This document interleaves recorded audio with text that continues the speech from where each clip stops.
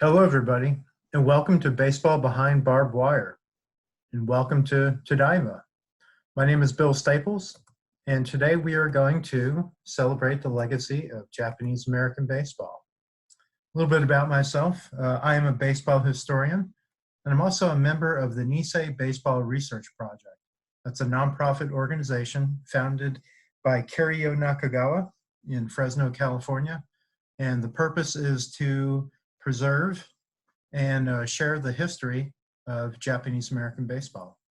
I'm also a board member of the Japanese American Citizens League here in Arizona. I live in Chandler, Arizona. And I'm also the author of Kenichi Zenimura, Japanese American baseball pioneer. It is the biography of Zenimura, who's considered the father of Japanese American baseball. In addition, I'm also published a book this past year called Gentle Black Giants, A History of Negro Leaguers in Japan.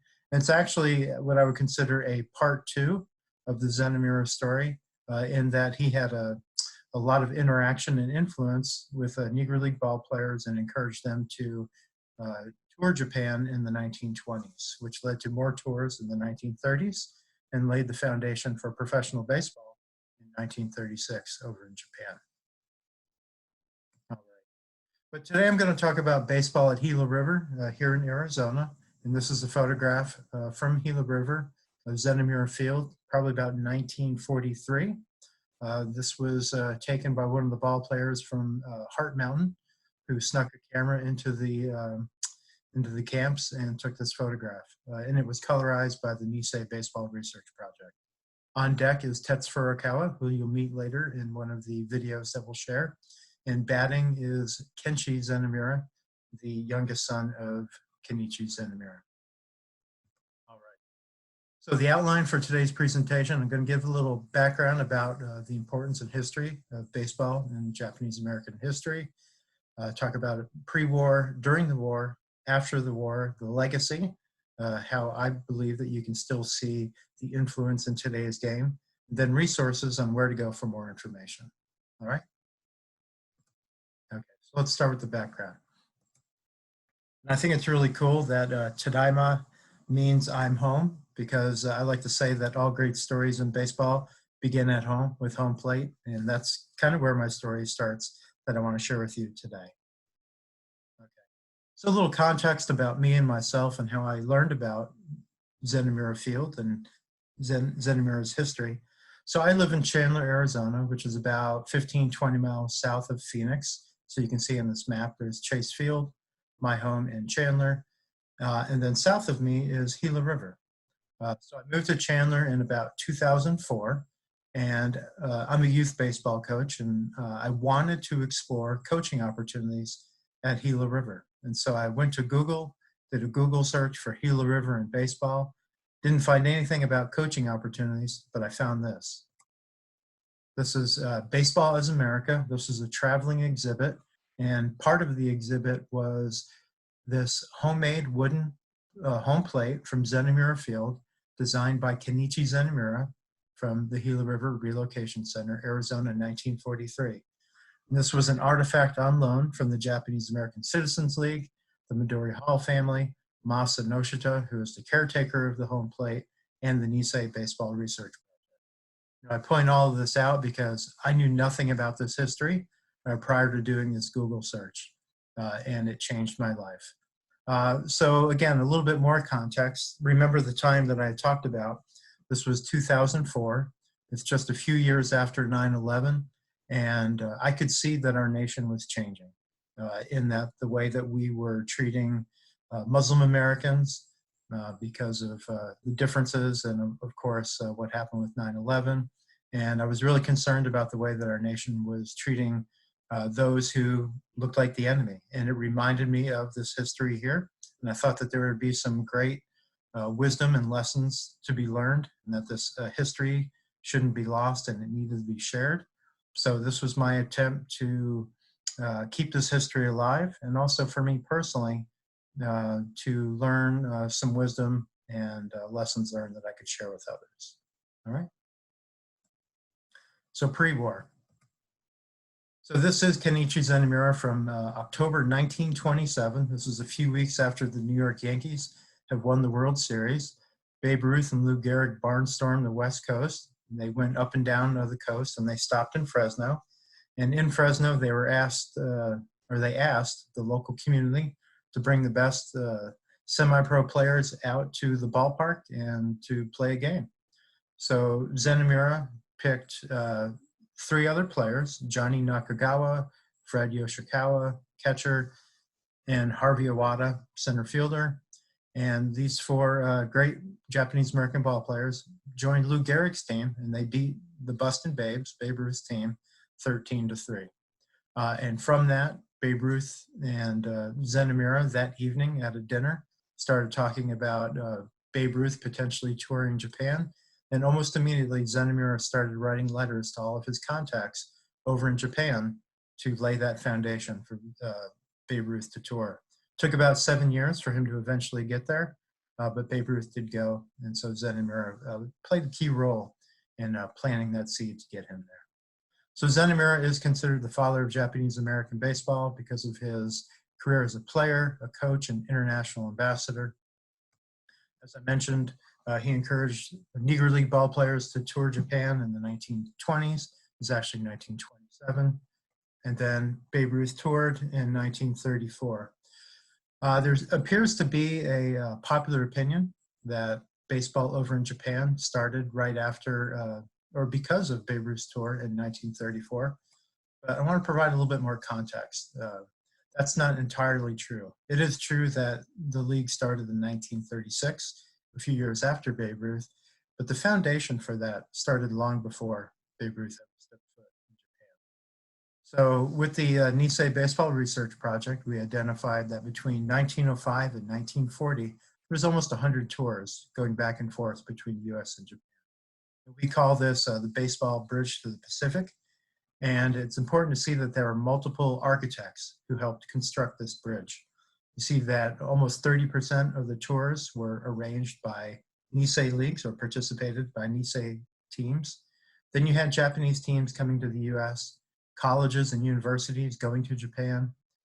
Negro League teams had about 5 tours, semi-pro teams, and then the Major League All-Stars had 9 tours total, so less than 10%. So you can see that the majority of the efforts to export the American style of baseball to Japan really was the Nisei players and the Japanese players themselves coming to the US. So before the war, baseball was huge in the Japanese American community. There's a famous quote that says, "Putting on a baseball uniform was like putting on the American flag."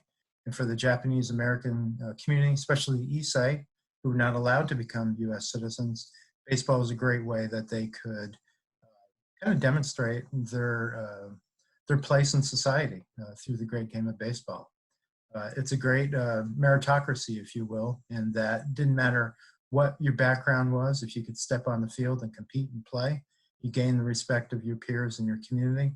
And that's exactly what Zenimura did with baseball as well. But life changed, as we all know, for the Japanese American community on the West Coast on December 7th, 1941. And with that, at the time, Zenimura, he was actually an auto dealer. He owned a Studebaker dealership, partnership with a gentleman in Fresno. He had to sell his business, and his family was sent to the Fresno Assembly Center. Most of the Japanese Americans in Fresno were relocated to Arkansas in either Jerome or Roar. But Mrs. Zenimura, Kyoko Zenimura, had, my understanding was either tuberculosis or asthma. And so for medical reasons, the family was sent to Gila River in Arizona for the dry climate. So a little context in terms of the population in Arizona and also comparing to the other camps. So overnight, Poston and Gila River, the 2 camps in Arizona, became the 3rd and 4th largest cities in Arizona behind Phoenix and Tucson, and they are the 2nd and 3rd largest camps overall during World War II. So you see almost 30,000 Japanese Americans were sent to Arizona. So the Zenimura family actually consisted of 5 people. So Mother Kyoko, Kenichi, actually Kenichiro. And actually when he grew up, his American name or English name was Jacob, growing up in Hawaii.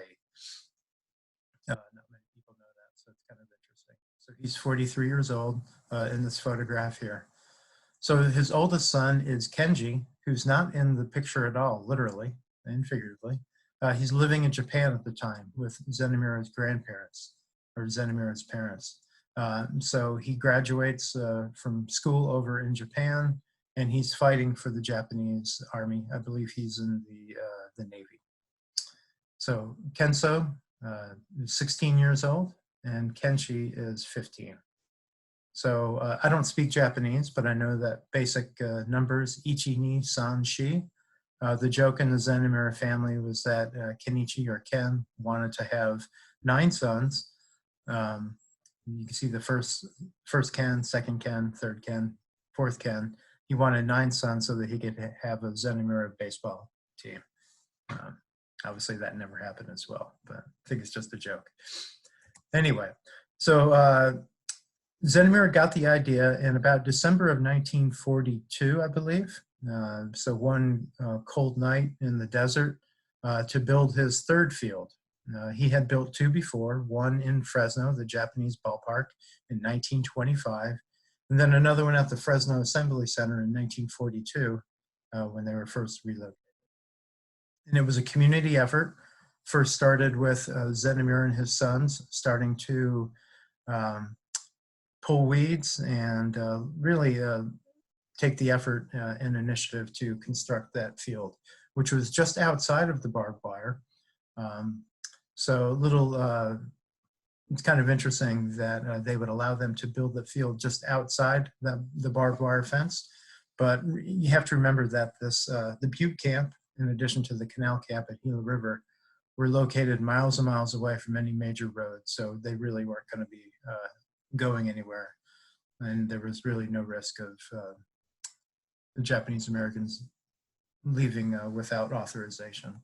So that's why they allowed them to build the field outside of the barbed wire. So again, here's that photograph that we shared earlier. You can see that there are stands for probably about, I heard, up to about 3,000 individuals who could sit. Zenimura actually put numbers on the seat as well. People had reserved seating, and you had to pay more to get a better seat. But I think it was up to maybe 7,000 individuals who could attend and watch the ball game. So Zenimura Field opened on March 7th with a doubleheader, 1943. And you can see that camp director Bennett threw out the first pitch. So the officials there at the camp really embraced baseball, knowing that it would bring a better sense of community for everyone involved. And as George Omachi famously said, it was demeaning and humiliating to be incarcerated in your own country, and without baseball, camp life would have been miserable. So the field at Gila River, it was not the only baseball field throughout the 10 camps, but it was considered probably the finest field in terms of being more of a complete stadium with a backstop, dugouts, and the seating, well, the bleachers. So this is artwork from 1943 promoting one of the games at the camp. It's actually really a beautiful piece, and it's translated to. So a big baseball game, Sunday, September 26th, 1943, 5:30 p.m., the 3-year Arizona State champions, the Phoenix American team, versus the Butte Camp All-Stars at Block 28 baseball field. So Block 28 is Zenimura Field, and this Phoenix American team is actually the Phoenix Thunderbirds, and they were the state champions for several years prior to coming into the camp. It's interesting, Zenimura would receive copies of the Arizona Republic newspaper, and he would read about these great semi-pro teams in the outside area and invite them in to play. So that's how this game came about. Another team that he invited into the camp was the all African-American team, the Arizona Compress Ball Club. They were the state champions in 1940. And several of these ball players, not the complete team, but many of them came into the camp and in 1943, played against the Butte All-Stars behind barbed wire. So we have some great ball players here. Cornell Fisher, who's in the Arizona Softball Hall of Fame here, and Leon Westbrooks. He was a center fielder, had a great style and flair to his game, kind of like Rickey Henderson, if you know him, a modern day player, or at least from the 80s. Let's see. This game itself, it's interesting because Zenimura, when he invited a team to come in and play, he would grant them or give them the majority of the gate receipts. So I believe they received 70% win or lose coming into play. And so this is a really, I think, a heartwarming story as well, because you have this African-American team coming into the behind barbed wire, the incarceration camp, understanding the situation. And instead of playing a highly competitive game, they brought a kind of a fun entertainment style, if you will, almost like the Harlem Globetrotters. Played a lot of shadow ball, throwing the ball behind their back, catching the ball behind their back. Just really brought a sense of entertainment and fun. So you can see from the headline that the Butte All-Stars won 11-3, but it really wasn't about the score. It was about, I think, a sense of compassion and bringing joy into others' lives in this pretty dark chapter of U.S. history. In addition, I think it's also fascinating that this is probably the only time in U.S. history and baseball history where you have an all-black team going into competing against an all Japanese American team in the middle of an Indian reservation. I don't think that's ever happened before or since. All right. So another interesting chapter and game from Gila River occurred around the Loyalty Questionnaire. So a little context, there were 2 questions on the questionnaire. Question number 1, are you willing to serve in the armed forces of the United States on combat duty wherever ordered? And question number 2 is, will you swear unqualified allegiance to the United States and forswear any form of allegiance or obedience to the Japanese emperor or any other foreign government, power, or organization? Now, this is a pretty complicated situation, especially for the Issei, who were not allowed to become U.S. citizens. So if they forswore their citizenship to Japan, they were individuals with no citizenship at all. And then for others who were willing to serve and fight wherever ordered, that meant that they may actually have to fight against brothers, cousins, and relatives who lived over in Japan, much like the Zenimura family. So with that, it created 2 divisions, if you will, the yes yeses and the no nos. And so anyone who answered no on the questionnaire, they were sent to the higher maximum security camp over in Tule Lake, as many of us know. So what Zenimura did was he formed a series, a parting series before those individuals left for Tule Lake. It was the yes yeses versus the no nos.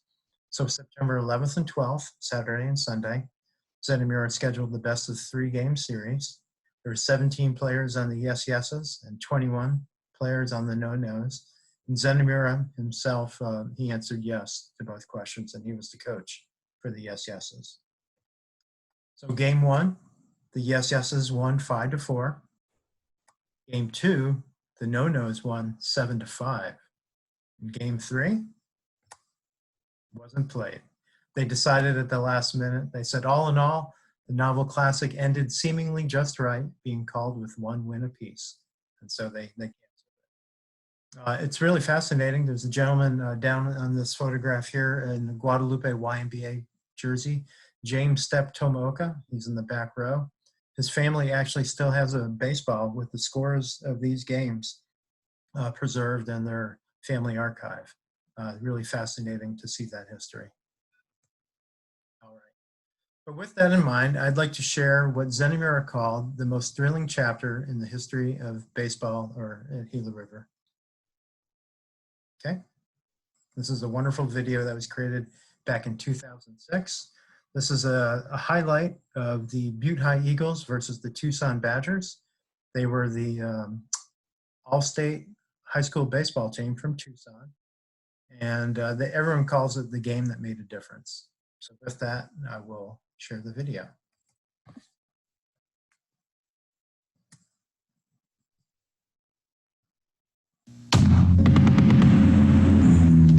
I couldn't believe what I heard on the radio. And we thought we were invincible. And I thought nobody would ever attack us. Japan wanted to reach out and grab an empire. December 7th, 1941, a date which will live in infamy. We heard over the radio about the incident of Pearl Harbor. You choked up. The day following Pearl Harbor, President Franklin D. Roosevelt declared war on Japan. Almost overnight, a whole population's allegiance was shrouded in skepticism. Anti-Asian sentiments that had been simmering through years of racial segregation were now brought to a boil. Didn't hardly know anything about Japan, and I really didn't think that we were enemies of the United States. People would say things like the only good Jap is a dead Jap and things like that. I had a lot of bitter feelings, like a lot of people, toward the Japanese. We may look like Orientals, but deep inside we're American. February of 1942, President Roosevelt signed Executive Order 9066, initiating the removal and relocation of 120,000 Japanese from Washington through California. Read most broadly, it could apply to almost any Americans, but it was only implemented against Japanese Americans by ethnicity, not by citizenship.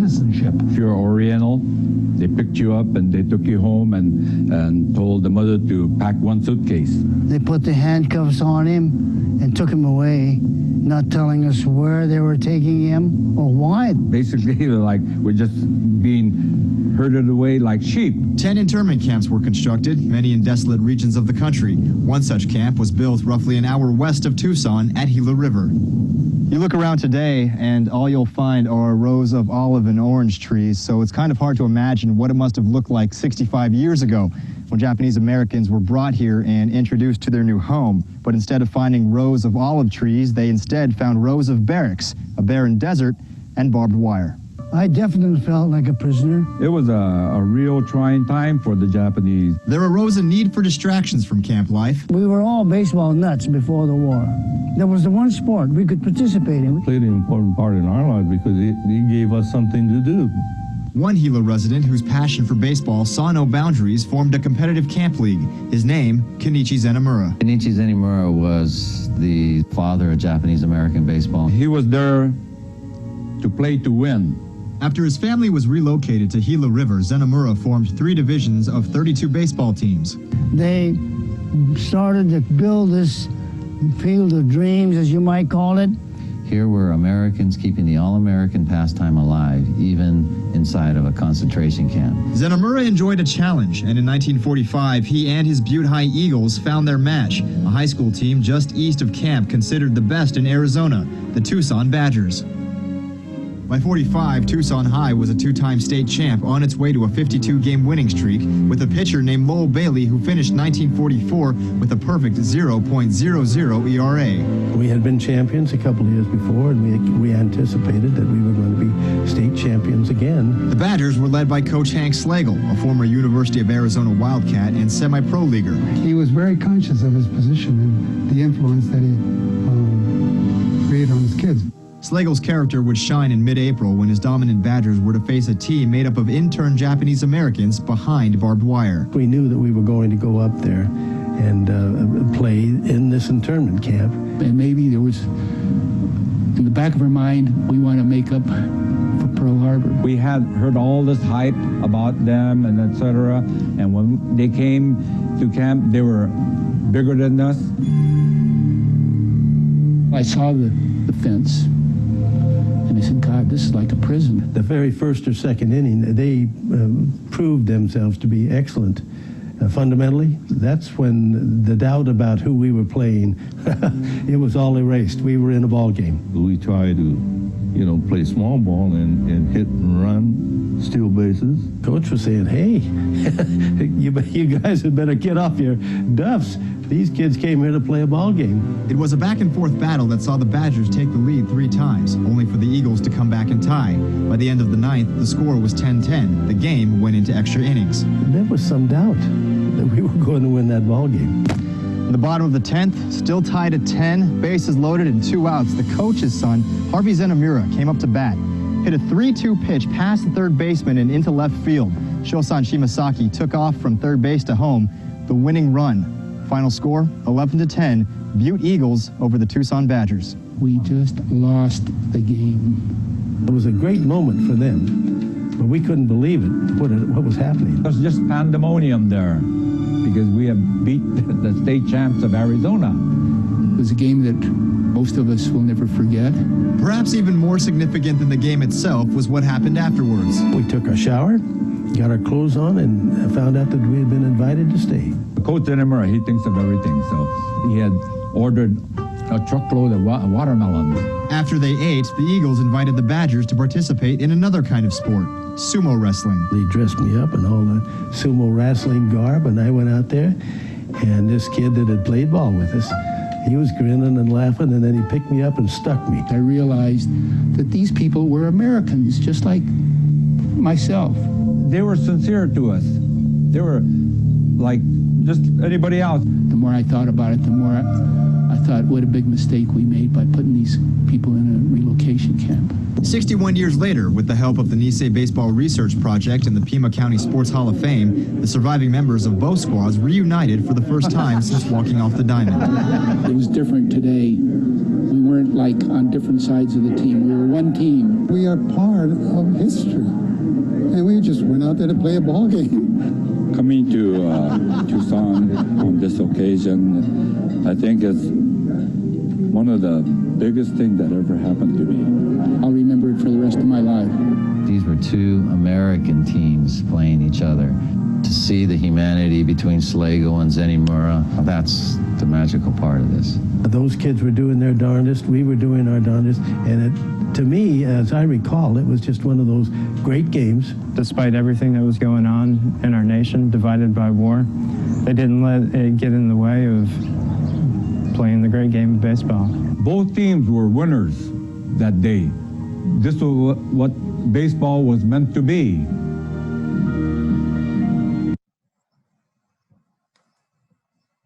All right, great video. So that was me actually in the video itself. The comment about they didn't let the war get in the way of playing the great game of baseball. Unfortunately, they did a week later. So Slagle and Zenimura tried to have a rematch down in Tucson, and they had it scheduled. And then once the citizens of Tucson started to hear about it, they pushed back and said that they didn't want the Butte Eagles to come to town. They felt that they were a security threat, and they canceled the game. So very disappointed for Zenimura and Slagle. Zenimura wrote a letter to Slagle and said, among other things, he said, "I sincerely hope that we may meet again, not as a team perhaps, but as a single member of Uncle Sam and fight together for one principle." And Hank Slagle said, "I sincerely hope it won't be too long till we are all thinking straight again and can live together in the true democracy that we Americans of all races have created." So these are some beautiful letters that were written from Slagle to Zenimura and back. Just some context to know a little bit about Slagle himself. He was from the Phoenix area. He went to Phoenix Union High School, and he played baseball there in the late 30s. He was shortstop, and his second baseman was Bill Kajikawa. And Bill Kajikawa is a Japanese American, lived in the Phoenix area, and went on to become one of the greatest athletes in our area, coach at Arizona State University, and a celebrated soldier, member of the 442nd. So Slagle did have a relationship with Kajikawa and the Japanese American community, and I think we see that that compassion and understanding reflected here in his interaction with Zenimura. So after the war, there was a lot of animosity towards Japanese Americans. And so for those ball players who wanted to continue their careers to play, many of them found opportunities over in Japan. So the two Zenimura sons, Harvey and Howard, or Kenchi and Kenso, they were among the first Americans to play for the Hiroshima Carp in 1953. It's been Mitsuyoshi, pitcher from Fresno as well. The three of them went and played. After, a couple years later, Fibber Hirayama, also from the Fresno area, played for the Carp. And then a great ball player from Hawaii, Wally Yonamine, would go on and play for the Tokyo Giants, or the Yomiuri Giants, later they were called, and he would become a baseball Hall of Famer as well. So the legacy of Zenimura and Japanese American baseball. So I do see a lot of parallels between Japanese Americans and African Americans in terms of using the game to break down barriers. So this was a message we created a few years ago with the Nisei Baseball Research Project. Similar struggle, different impact, equally important. Whereas African Americans integrated baseball, Japanese Americans internationalized it. And I think that's really the enduring legacy of Zenimura and the other Japanese American pioneers. They really did help build that bridge to the Pacific, but Zenimura is head and shoulders above all the others, in my opinion. And that's why he's worthy of the title, the father of Japanese American baseball. So unlike Jackie Robinson, whose number is retired in all of baseball, and you'll see number 42 in every ballpark, there is no recognition for the Japanese American pioneers. But what you will see is all these wonderful players coming over from Japan and really making a difference in Major League Baseball. So I believe that these individuals who are coming over to play are really indebted to those, the Japanese Americans who helped build that bridge to the Pacific. Now Zenimura himself, he's starting to get more recognition. His home plate is still at the Baseball Hall of Fame. It's now part of a permanent exhibit, and I believe they're going to be expanding that to include more of the story around World War II. And I am deeply honored and humbled to say that I am now the official caretaker of Zenimura's home plate. So I, on behalf of the Japanese American Citizens League and others who have a vested interest in the home plate, I keep track of it and monitor where it's going. Also had a good opportunity to go visit Japan, to meet with officials there to talk about Zenimura being recognized in the Japanese Baseball Hall of Fame. He was born in Hiroshima, and many of the individuals who he worked with are recognized already over in Japan, so it makes sense to have some recognition on that side as well. Zenimura's story is captured in the major motion picture, American Pastime, that came out in 2007. It's based on his story. As I mentioned earlier, my books are available, his biography and also his work with Negro League ball players and Gentle Black Giants. For younger readers, there's some wonderful books out there. Baseball Saved Us is the original classic. Barbed Wire Baseball came out a few years ago, and A Diamond in the Desert, which is the story of Chetz Furukawa. It's for the young adult reader, probably early teens, if you will. For anyone who might be visiting Arizona, we invite you to come to Nozomi Park. Nozomi is the Japanese word for hope, and this park was renamed to Nozomi in honor of the work that Zenimura did and the role that baseball played in giving the community a sense of hope during World War II. There's also a historical kiosk that you can read about the full story of the incarceration in Arizona at this ballpark as well. That's really important because this is a field that's used by a lot of young players. So it gives us an opportunity to educate them and to, during breaks during games and educating families who might be gathered around the ballpark as well. Also here in the city of Chandler, our Chandler Museum had a wonderful exhibit, Gaman, enduring Japanese-American internment at Gila River. This exhibit ran for a few years. I believe it's going to be wrapping up soon. They did extend it with the COVID-19 pandemic. And just one comment about Gaman. I think it's really interesting. for me, the lessons that continue to be learned through the story of incarceration. And I find that the challenges of not being able to be free and live the life that we knew, Gaman really gives me a sense of hope, and that skill to endure the unbearable with dignity and patience. It's something that we're all trying to develop during this time as well. For anybody who would like to learn more, to ask any questions, feel free to email me at billstaplesjr@gmail.com. You can visit my blog at zenimura.com, or you can visit our website at niseibaseball.com as well for the Nisei Baseball Research Project. And with that, I want to thank you for taking time today to learn about baseball behind barbed wire and baseball at Gila River. All right. Thank you.